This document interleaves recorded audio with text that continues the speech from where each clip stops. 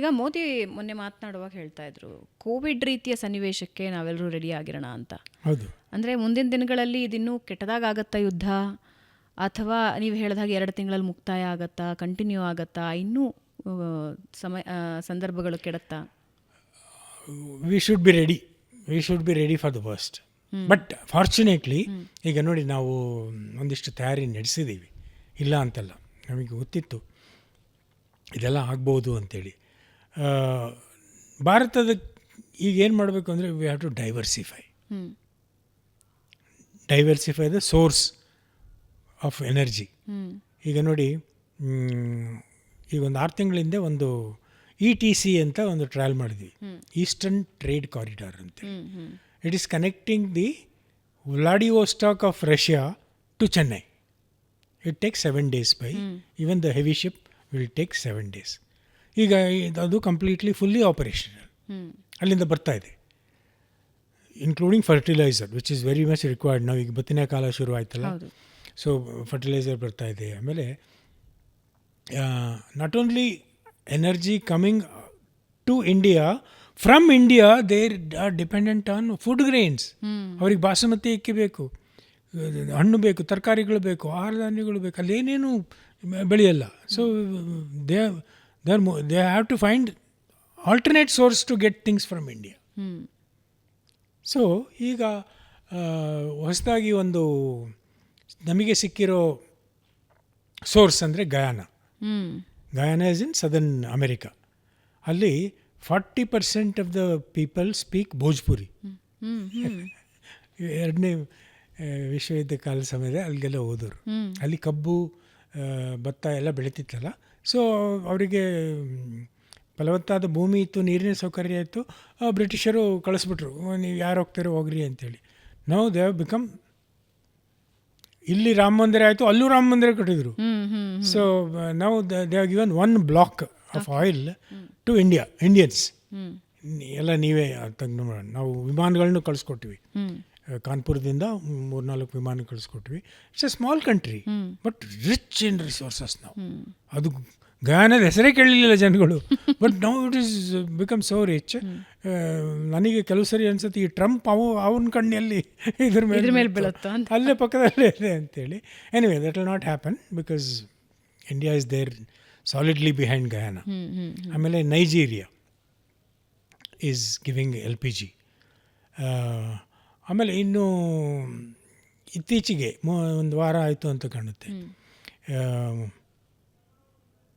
ನಮ್ಮ Reliance boss he invested $300 billion in America to open a refinery like Jamnagar. What is the beauty of Jamnagar refinery ಅಂದರೆ, ಈ ವೆನಿಜುವೆಲಾ ಕಚ್ಚಾ ತೈಲ ಇದೆಯಲ್ಲ, it is very hard. It is called hard ಯಾಕಂದರೆ sulphur content ಜಾಸ್ತಿ ಇದೆ. So it is only in Jamnagar they can purify it. So ಹಾಗಾಗಿ ಅಲ್ಲೊಂದಿಷ್ಟು, ನಾವು after all Mukesh Ambani is a very influential business man. So he will be able to help the situation, things coming from Canada, US, even other South American countries. So ಈಗ alternate ಹುಡುಕ್ಲೇಬೇಕು ನಾವು. ಈಗ ನಾವು 1-2 ಹಡಗುಗಳು ಬಂದುಬಿಟ್ರೆ ನಾವು ಎಷ್ಟು ಖುಷಿ ಪಡ್ತೀವಿ, ಎಕ್ಸೈಟ್ಮೆಂಟ್ ಆಗ್ತೀವಿ. ಬಟ್ 2 ಹಡಗುಗಳು is enough for 3 days of LPG cylinder. So it is going to be, of course ಇಲ್ಲೂ ಒಳಗಡೆನೂ ನಾವು ಆಲ್ಟರ್ನೇಟರ್.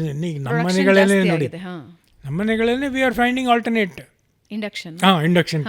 ಇಂಡಕ್ಷನ್ ಪ್ಲೇಟ್ ಎಲ್ಲೋ ಇತ್ತು, ಇದೆಯಾ ನಮ್ಮ ಹತ್ರ ಅಂತೇಳಿ ಅದನ್ನ ಪುಲ್ಡ್ ಇಟ್ ಔಟ್. ಏನು ಮಾಡೋಕ್ಕಾಗಲ್ಲ, ವಿ ಹ್ಯಾವ್ ಟು ಫೈಂಡ್. ಈಗ ಹೋಟೆಲ್ಗಳಲ್ಲಿ ಕಟ್ಟಿಗೆ ಸೌದೆ ಒಲೆಯಲ್ಲಿ ಎಲ್ಲ ತಯಾರು ಮಾಡ್ತಾ ಇದ್ದಾರೆ. So it takes time. ಈಗ ನೋಡಿ, ಡಿಮಾನಿಟೈಸೇಷನ್ ಆದಾಗ ಏನೇನೆಲ್ಲ ಕಷ್ಟಪಟ್ವಿ, ಬಟ್ ನಾವು I don't carry wallet. There is no currency note in my wallet.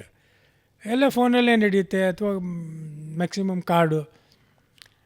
So every crisis presents an opportunity. Okay, ಈಗ ಇಂಡಿಯಾ ಇವತ್ತಿನ ಸನ್ನಿವೇಶದಿಂದ ಕಲಿಬೇಕಾಗಿರೋ ಪಾಠ ಏನು? ಇಂಡಿಯಾ ಬಹಳ ಚೆನ್ನಾಗಿ ಹ್ಯಾಂಡಲ್ ಮಾಡ್ತಾ ಇದ್ದೇನೆ, ಇಲ್ಲ ಅಂತಲ್ಲ, ಆದರೆ ಪ್ರತಿಯೊಂದು ಘಟನೆಯೂ ಒಂದು ಪಾಠ ಕಲಿಸುತ್ತೆ. ಕರೆಕ್ಟ್. ಹಾಂ. ಎಕ್ಸಾಕ್ಟ್ಲಿ ನಾನು ಹೇಳಿದ್ದನ್ನು ಮತ್ತೆ ಮುಂದುವರಿಸಬೇಕು ಅಂದರೆ